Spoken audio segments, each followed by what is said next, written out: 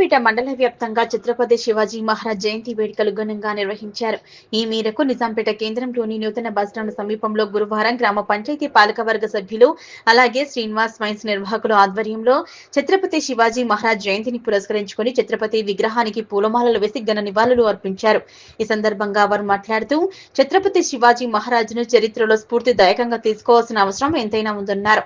ఆయన 17 సంవత్సరాల వయసులోనే భవానీమాత ఖడ్గంతో హిందుత్వంపై నీడలు కమ్మిన సమయంలో విదేశ దురాక్రమణదారుల నుంచి హిందుత్వాన్ని భారతదేశాన్ని రక్షించుకోవడానికి ఆయన చేసే కృషి ఫలితం ఎంతో ఉందన్నారు.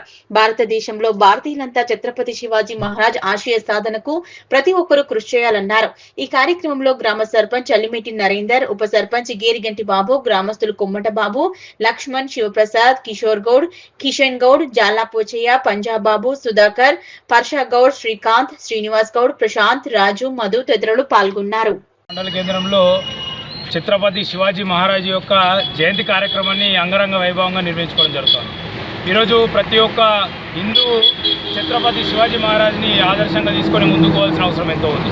ఈరోజు హిందుత్వం కోసం తన ప్రాణాలని సైతము పరంగా పెట్టి హిందుత్వ రక్షణ కోసము పాటుపడిన మహోన్నతమైన వ్యక్తి ఛత్రపతి శివాజీ మహారాజ్.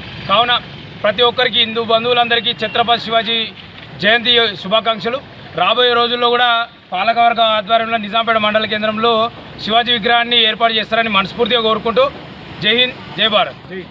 హిందూ బంధువులందరికీ మన ఛత్రపతి శివాజీ మహారాజ్ జయంతి శుభాకాంక్షలు. అలాగే ఈరోజు నిజాంపేట మండల కేంద్రంలో ఈ ఛత్రపతి విజయం ప్రోగ్రాం సక్సెస్ చేసినందుకు మా పాలకవర్గం నుంచి ధన్యవాదాలు తెలుపుతున్నాను. జయంతి రోజున నిజాంపేట ప్రజలకు మా పాలకవర్గానికి ఛత్రపతి శివాజీ జయంతి శుభాకాంక్షలు. శివాజీ జయంతి సందర్భంగా శ్రీనివాస వైన్స్ ఆధ్వర్యంలో ఛత్రపతి శివాజీ విగ్రహానికి పూలమాల వేసి జయంతి వేడుకలు జరుపుకోవడం జరిగింది.